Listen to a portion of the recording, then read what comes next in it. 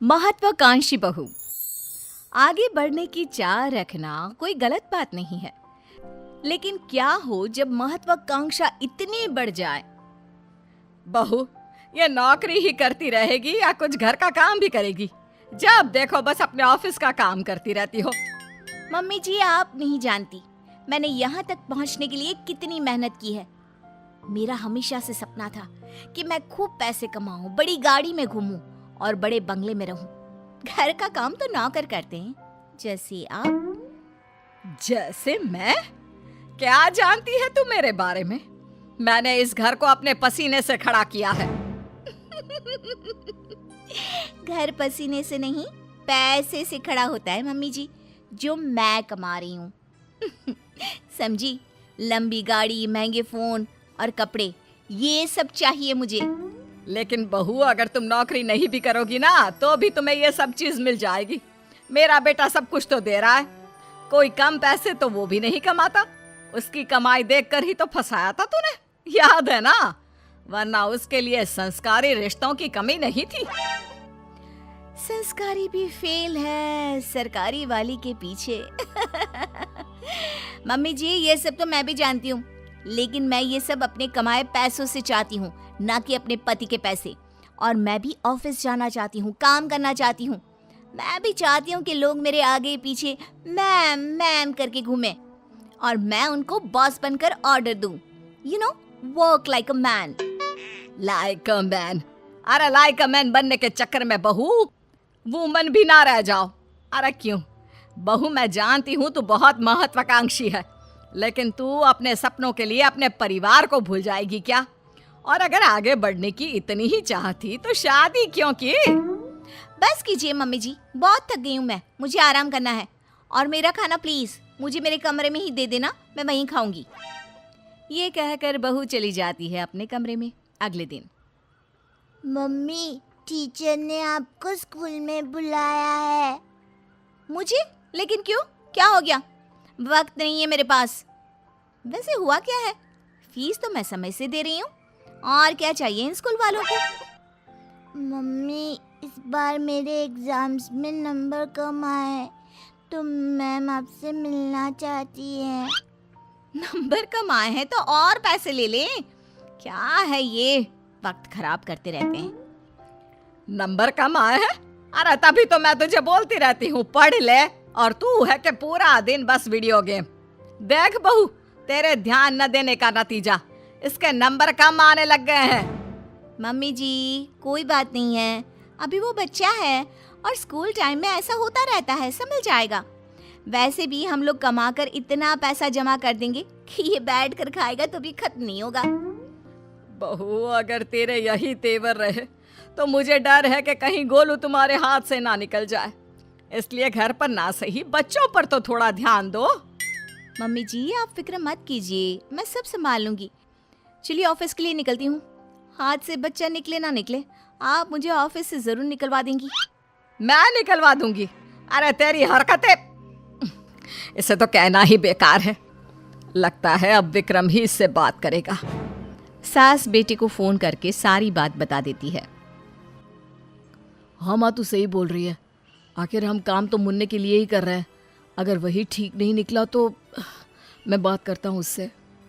शाम को बहू जब काम से घर लौटती है, मम्मी जी, अगर आपको यहाँ किसी चीज की परेशानी थी तो आप मुझसे बोलती, इनको फोन करके बताने की क्या जरूरत थी?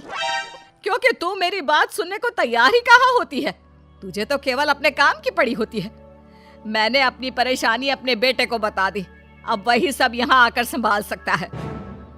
कुछ दिनों बाद बेटा विदेश से घर आता है। ये सब क्या हो रहा है? मैं नौकरी करने विदेश क्या चला गया? तुमने तो घर के कामों से छुट्टी ही ले ली। अगर मुझे पता होता तुम ऐसा कुछ करोगी तो मैं कभी विदेश ही नहीं जाता। लेकिन मुझे समझ में नहीं आ रहा तुम ऐसा क्यों कर रही हो? तुम घर पर ध्यान क्यों नहीं दे रही? घर के कामों पर क्या ध्यान देना, उनके लिए मम्मी जी है ना। मैं भी तुम्हारी तरह पैसे कमा रही हूँ और अपने सपने पूरे कर रही हूँ। मैं पैसे अपने सपने पूरे करने के लिए नहीं, हम सबके लिए कमाता हूँ, ताकि तुम सब बढ़िया से रहो, तुम्हें किसी चीज की दिक्कत ना हो। और वैसे भी हमें तुम्हारे जॉब करने से कोई प्रॉब्लम नहीं है। प्रॉब्लम ये है कि तुम अपने परिवार के प्रति जिम्मेदारियां पूरी नहीं कर रही हो। पूरी जिम्मेदारी उठाने का ठेका मैंने लिया है क्या? अरे कुछ तुम ही कर लो। ऐसा है तो ठीक है माँ, मैं घर के कामों के लिए नौकर रख रहा हूँ और गोलू की पढ़ाई वगैरह मैं सब खुद देख लूंगा। अगले दिन से घर का सारा काम नौकरानी संभाल लेती है और कभी कभी तो वो सास की देखभाल भी करती है। तूने एकदम सही लड़की को काम पर रखा है। कितना काम करती है और शिकायत का एक भी मौका नहीं देती। दिखने में भी कितनी सुंदर है। बेटा सच कहूँ तो बहुएं ऐसी ही होनी चाहिए। माँ वैसे भी ये नौकरानी नहीं है, दरअसल ये मेरे ऑफिस में ही थी, लेकिन जब मैंने इसे अपने घर की प्रॉब्लम बताई तो मेरी मदद करने के लिए राजी हो गई। दूसरों के लिए सोचती भी कितना है। हाँ माँ, मुझे नहीं पता था कि ये गीता इतना अच्छा घर का काम भी कर लेती है। वैसे माँ ये ऑफिस में भी सब कुछ संभाल लेती है, वो भी अच्छे से। बहुत महत्वाकांक्षी नहीं है, लेकिन सबको लेकर आगे कैसे बढ़ना है ये इसे अच्छी तरह पता है। मुझे इसकी सबसे अच्छी बात क्या लगती है पता है? क्या बेटा? जब मैं घर पर नहीं होता तो ये आपका और गोलू का कितना अच्छा ध्यान रखती है। तभी घर में मेहमान आ जाते हैं। ओहो, ये लोग भी ना धर्मशाला समझकर रोज आ जाते हैं। ये बोलकर वो अंदर चली जाती है। अरे आइए आइए बेटा, जरा चाय पानी लेकर आना। तभी गीता सुंदर सी साड़ी में अच्छे से चाय पानी लाकर टेबल पर रख देती है। हाय रे, आपकी बहू सही रास्ते पर आ गई। नहीं तो हमेशा हवाई बनकर घूमती रहती थी। अरे नहीं नहीं, ये नौकरानी है हम लोगों के यहाँ। बेटे के ऑफिस में ही नौकरी करती है। वो क्या है ना, पैसों की जरूरत पड़ गई थी इसे तो पार्ट टाइम में। लेकिन कितना अच्छे से काम संभाल लिया है आपका। घर भी चमक रहा है और सब कितना अच्छा लग रहा है। तभी बहू आ जाती है। इसी काम का तो उसे पैसा मिलता है, तो उसे करना ही पड़ेगा ना। कितनी अच्छी लड़की है। काश मैं इसकी शादी तुझसे करवा पाती। मुझे एक अच्छी बहू मिल जाती और तुझे एक अच्छी बीवी। मम्मी जी, आप ये क्या बोल रही हैं? मैं तो बस वही बोल रही हूँ जो मेरे मन में आया। कुछ गलत कहा क्या?